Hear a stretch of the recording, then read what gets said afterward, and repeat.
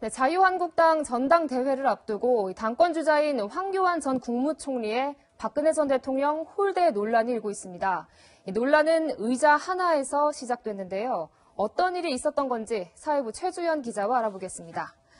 네, 박 전 대통령 측이 의자를 요구했다는데 이게 언젠가요? 네, 시점은 박 전 대통령이 구속된 직후이죠. 지난 2017년 3월 31일로 거슬러 올라갑니다.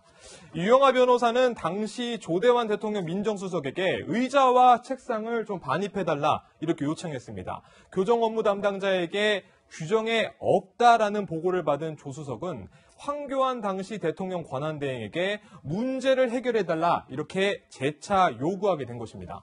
네, 그런데 황 전 총리가 이걸 거절한 건가요? 네, 결과적으로는 그렇다고 볼 수가 있겠습니다. 오히려 이를 두고서 일관성과 또 공정성을 유지했다 이런 평가가 나오고 있는데요. 복합적인 이유가 작용했다라는 해석도 일각에서는 나오고 있습니다. 당시 법무부가 박근혜 전 대통령을 위해서 이렇게 독거실을 따로 만들어줬었죠.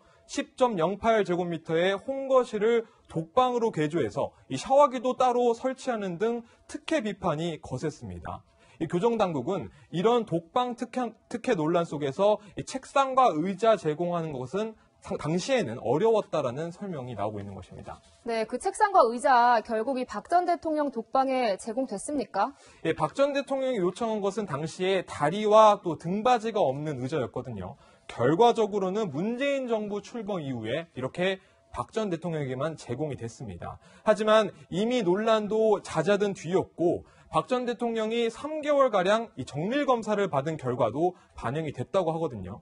이런 의자는 박 전 대통령만 사용하고 있는 것으로 알려지고 있는데 이명박 전 대통령에게도 제공되지 않은 것으로 알려지고 있습니다. 네, 그런데 왜 이 의자를 두고서 논란이 끊이질 않고 있는 거죠? 이 황 전 총리는 당시 사실 법무부 장관에 이어서 국무총리까지 임명하게 된 것이 바로 박 전 대통령이죠. 그런데 문재인 정부에서도 제공한 이 의자 하나를 넣어주지 않은 것을 납득할 수 없다는 게 박 전 대통령 측근들의 주장입니다. 자유한국당 전당대회를 앞두고 이 구치소 의자가 황 전 총리를 공격하는 수단이자 또 한국당의 갈등을 증폭하는 단초가 된 것입니다. 네, 이런 홀대 논란에 대해서 황 전 총리는 어떤 입장입니까? 직접 이게 적극적으로 반박하고 있는 상황인데 들어보시겠습니다. 저는 대통령께서 그 어려움을 당하신 것을 보고 최대한 잘 도와드리자 그렇게 했습니다.